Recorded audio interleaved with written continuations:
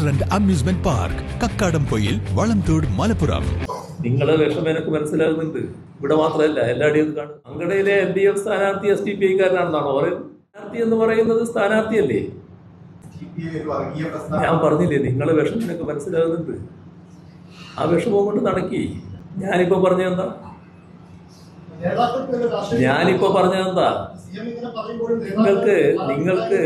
നിങ്ങൾക്ക് നിങ്ങളുടേതായ ധാരണകളുണ്ട്. ആ ധാരണയുടെ അടിസ്ഥാനത്തിലാണ് നിങ്ങളുടെ ചോദ്യം.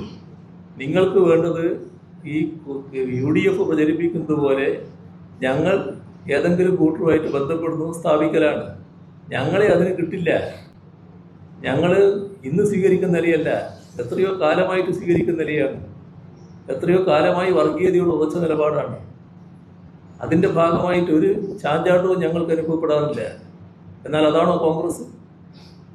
അതാണോ UDF? ഏതെല്ലാം കാലം കടന്നു വന്നിരിക്കുന്നു.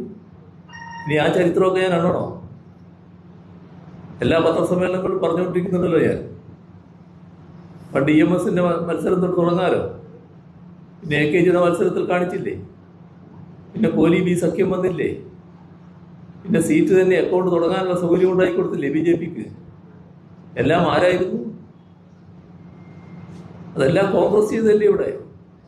അവരെ നിങ്ങൾക്ക് പവിത്രീകരിക്കണം. ഒരു ശുദ്ധന്മാര്, വർഗീയതയെ തീണ്ടാത്തവർ എന്ന് സ്ഥാപിക്കണം. എന്നിട്ട് എല്ലാ കാലത്തും വർഗീയതക്കെതിരെ നിലപാട് സ്വീകരിക്കുന്ന LDFനെ മോശമായി ചിത്രീകരിക്കണം. അത് നിങ്ങളുടെ ആവശ്യമാണ്. എന്ത് ചെയ്യാനാണ്? നാട്ടുകാരെന്ന് വിശ്വസിക്കണ്ടേ? ജനങ്ങളുടെ അനുഭവത്തിലല്ലേ കാര്യങ്ങൾ വിലയിരുത്തുക.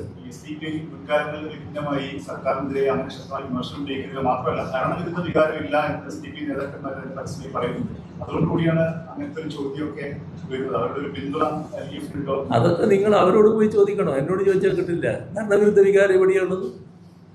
നിങ്ങൾക്കുണ്ടോ ഭരണവിരുദ്ധ വികാരം? ഏത് കാര്യത്തിലാ? അത് പറയണോ? കേരളത്തിൽ 10 വർഷം ഭരിച്ചൊരു ഗവൺമെന്റ്, ആ ഗവൺമെന്റ് ഇന്ന കാര്യങ്ങളിൽ പരാജയപ്പെട്ടിരിക്കുന്നു, ഇന്ന കാര്യങ്ങളിൽ വിരുദ്ധ വികാരമുണ്ട് എന്ന് പറയും.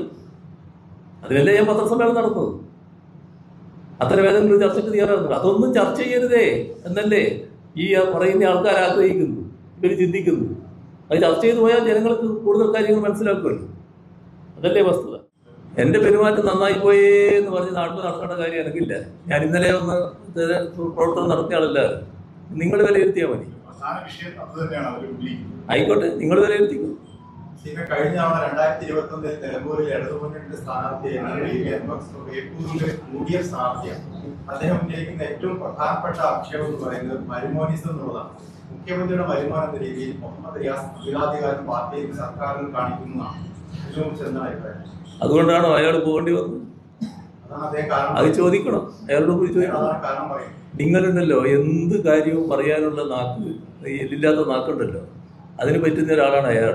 അത് അതേ രീതിയിൽ കേട്ടുകൊണ്ട് വർത്താനം പറയാൻ നിൽക്കണ്ട. അതൊരു നല്ല ഗുണമല്ല. മാധ്യമ പ്രവർത്തനം എന്ന് പറയുന്നത് എന്തെങ്കിലും കേട്ട് അത് മുഴുവൻ സ്വീകരിച്ച് അതേപോലെ വളർത്തേണ്ടവരല്ല. അതിന് അല്പം ബുദ്ധി ഉപയോഗിക്കണം. നമുക്ക് എല്ലാവർക്കും ഉണ്ടല്ലോ അത്. ലേശം ഉപയോഗിക്കാൻ നല്ലതാണ്. അങ്ങനെ എന്തെങ്കിലും കാര്യം ഉണ്ടോ എന്നുള്ളത് എന്നിട്ട് സ്വയം ബോധ്യത്തിൻ്റെ ഭാഗമായി ചോദിക്കണം. അല്ലെങ്കിൽ അൻവറിനെ വന്നിരുന്ന് ചോദിച്ചാൽ പോരെ. അൻവറിന്റെ പ്രതിപുരുഷനായിട്ട് വന്ന് ചോദിക്കേണ്ട കാര്യമുണ്ട്.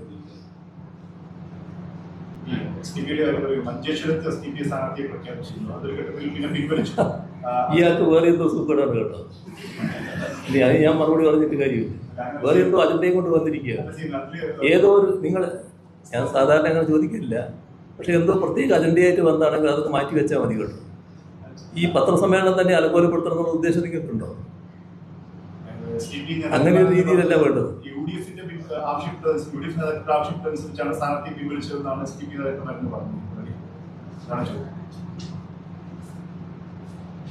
SDPയെ കുറിച്ച് ഞാനാണോ മറുപടി പറയേണ്ടത്? SDPക്കാരോട് നിങ്ങൾ പോയി ചോദിക്കണോ?